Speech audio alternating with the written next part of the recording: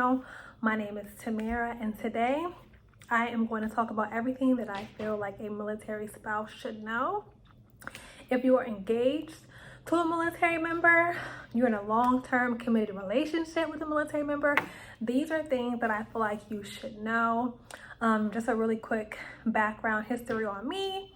I was in the Air Force for 6 years. My husband is active duty in the Navy. My father was in the Marines. So yeah. And also I'm in a couple of groups, and there's certain things that I've seen some wives posting that in my mind, I wouldn't say this to them, or like, you know, I'm thinking to myself like, how do you, oh, excuse that truck going by. How do you not know this information? Like, these are certain things every wife should know. So by a lot of military bases, so it's always planes and stuff flying over and stuff. So anywho, so yeah, I figured I would make a video about certain things that I feel every military spouse should know. And this is for men and women, okay? Military spouse, engaged, long-term relationship, yeah. So without further ado, I had to make me a list, okay? I'm gonna make a part 2 to this. My part 2 is going to be questions that I saw people were like researching and asking that are highly looked up questions that I figured I can answer some of these questions with my perspective. So it's gonna be the part 2. So part 2, be on the lookout for that.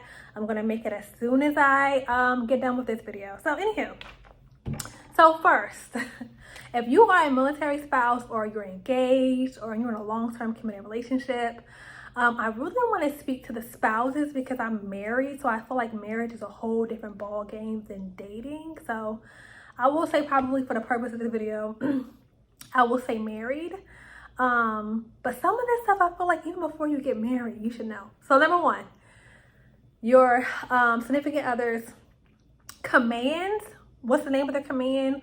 Where is their duty station located? If they are in the Navy, what ship are they connected to? These are things you should know. If you are dating in a relationship with someone and they are very secretive about, unless they're like the Navy SEALs or like some like Secret Service type of thing, you know, you should know what command they're attached to, where their duty station is, what ship they're attached to. If you do not know this information, you need to find out, okay? And if your significant other is very secretive about this information, that is a red flag. But I definitely believe that this is something that you should know. Number 2, you should know your significant other's rank, pay grade, okay?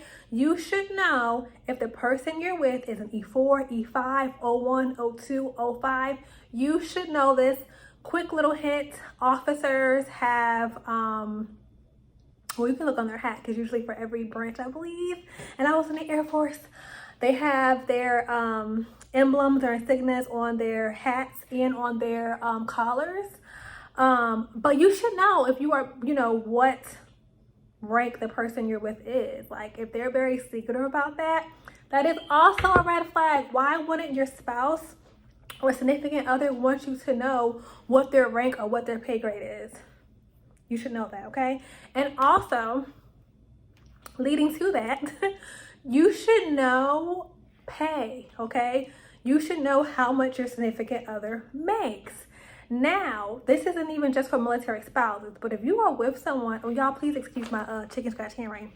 If you are with someone and they are very secretive about the money that they make, I personally feel like that's a red flag. Now, you have some people who are like, why are you worried about my money? Why are you worried about my pocket as long as the rent and bills are paid?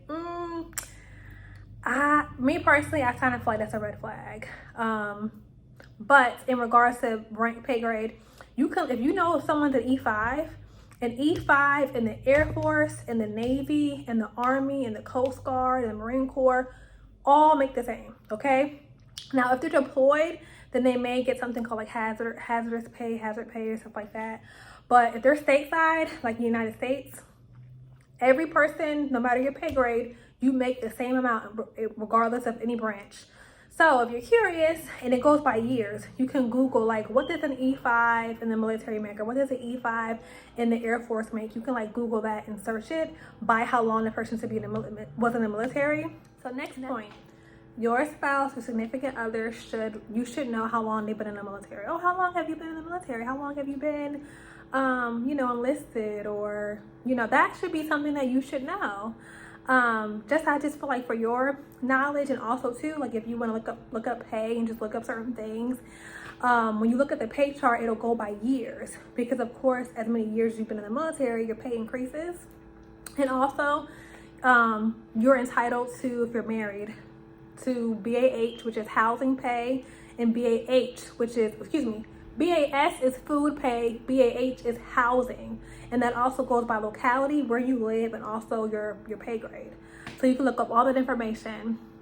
So yeah, if your spouse, significant other, you having issues paying rent, paying bills, they can't pay rent, I feel like that's a huge red flag, because why can't you pay the rent when you are given money to pay rent? Now, I think in the Air Force, E5 and above, they try to get you out of base and try to get you into your own apartment, or sometimes you can even live in military housing. But I believe E4 and below, you have to stay in like the barracks. But also if you stay in military housing, I believe they take all of your BAH. So let's say military housing might be, let's say $1,200, but let's say you're getting a $1,500 allowance for BAH. You're taking all of it. So that's why some people find it easier and cheaper for them to find housing outside of military housing, because then you can keep that extra, $300. But anywho, you should know that information. Pay grade, rank, how long they've been in the military. My next question that you should know is, what are your goals? Like, okay, is this your first enlistment? Have you been in for 4 years? Do you plan to re-enlist? If you don't plan to re-enlist, right, then what are you going to do once you get out of the military? That's something you and your spouse should talk about. You should always have a game plan, because honestly, I know some people, let me see, was it 2017, 2018? I can't remember exactly when, but I remember working on base when I was in the Air Force, and I was talking to someone who pretty much, they were like, yeah, I got my letter saying that he was up for re-enlistment, and they were like, you cannot re-enlist. We have so many people in the military, you got to get out. And I was just like, oh my gosh. And a lot of them did not have backup plans. So you have to plan. You should have these conversations with your spouse. What's the plan? Like, when you get out, what are we going to do? What do you want to do? Do you plan to go for 20 years? Great. But what if something happens, you can't go for 20 years? What's going to be the backup plan?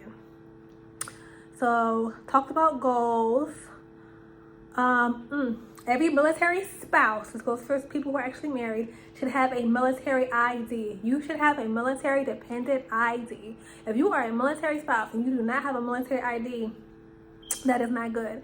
How are you going to get on base? How are you going to go and get prescriptions and medications and things like that? You need that. You need to have a military ID. You need to have a military dependent ID. And also, you need to make sure that it's not expired. If your spouse is about to deploy, or they're going away and your military ID is expired, there's really nothing you can do. I don't know if they'll let you get an ID with a power of attorney. I don't think they will. I think your spouse actually has to be present with you. So also double check on that. If your spouse is about to deploy and they're leaving, make sure that all of your paperwork, all your documentation, especially your ID, is up to date and current, because you do not want that ID to expire and your spouse is gone, okay? My next thing was power of attorney. Some people don't find this necessary, but I think everyone, especially married couples, and especially if you have children, should talk about having a power of attorney, a medical power of attorney, a financial power of attorney, or you can have a durable power of attorney that takes care of both. You definitely need that. When I was in the military, my husband was in the military, I know the Air Force, they wanted us to have, they wanted me to have a family care plan. My husband, they said they weren't really worried about it, because at the time I was in the reserves. I was on active duty, but they wanted me to have a family care plan, pretty much saying if I was to deploy, my husband was going to deploy, who was going to watch over our child. Another reason why I got out, because I was like, I'm not leaving my baby. So that is also something, I didn't even write that down, but that's also something to think about, is to have a plan in place, even though this isn't something that like a military spouse, I guess, my checklist like to need, but to have a plan and have a support system if you can. I'm in a lot of Facebook groups. Join Facebook groups. Try to network and see who's around you if you don't have family. Because especially if you have children, it may be hard. And especially if you're a working mom with children, there may be some times where you're pretty much alone by yourself, or your husband has duty and they're gone, and you might have to stay at work late, but you have to go pick up your child from daycare, and it's like, what am I going to do? You know, to have that network where you can call someone and say, hey, can you go pick up, little Johnny or whoever, because I'm going to be at work late, is awesome. So that's good. Make sure you have a support system if you can. Okay, and also be aware of benefits. There's something called a GI Bill, right? I believe you have to do at least 4 years to get your GI Bill. I have a GI Bill. My husband has a GI Bill. But I feel like every military spouse, and everybody doesn't necessarily want to go to college, but even when it comes to trade school, I believe every military spouse, really any spouse, but for this purpose of this video, I'm talking about military spouse, because you need to have a backup plan. I feel like now, unless you all kind of have decided, like, it's only one person working in the household, then that's up to you. Even if it's just going to be your spouse working, you're going to be like a stay-at-home parent or just staying at home. Make sure you have some hobbies. Make sure you have some things to keep you busy, because sometimes your spouse is going to be gone and you need positive things to keep you occupied, okay? But for those of you that are interested in school, if your spouse has done at least 4 years, they should have a GI Bill, right? Talk to them. If you want to go to school, ask them, hey, can I use your GI Bill? Can I use some of your GI Bill? You can use your spouse's GI Bill to go to school. And not only will it pay for your tuition, it'll also give you BAH. It'll also give you extra housing allowance. It won't give you BAS, but BAH. It'll give you extra housing allowance, right? And it'll pay for, depending on how much BAH. But if they're enlisted, they should have 100%. So it should cover your whole tuition, books, all that stuff. So have that conversation with them and say, hey, do you plan on using your GI Bill? Do you have any left over? Can I use some of it?